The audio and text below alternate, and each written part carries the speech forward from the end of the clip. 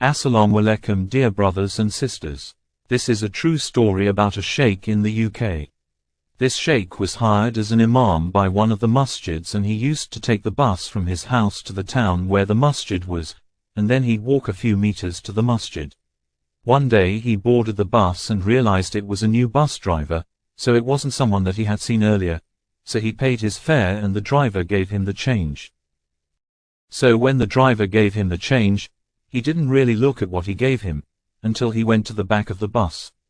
After he settled down, he looked at the money and realized that the driver had given him 20 pence extra.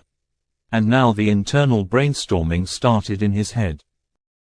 He kept thinking that it's just 20 pence, which is like 20 cents in the United States, so it's not a big deal after all, so he kept pondering over the decision whether to return the excess amount, or just let it be, since it was such a meager amount anyway.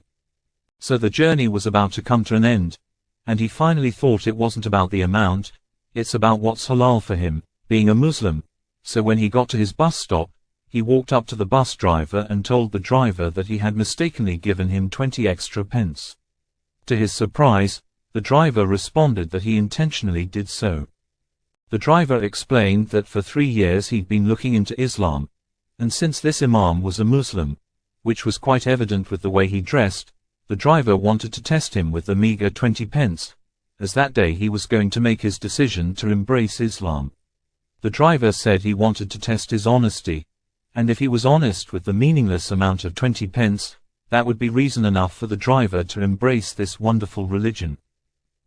Perplexed, the imam got down from the bus and started crying, and the reason he was crying was not because the driver accepted Islam seeing his honesty, but because he realized that he almost sold his deen for just 20 pence.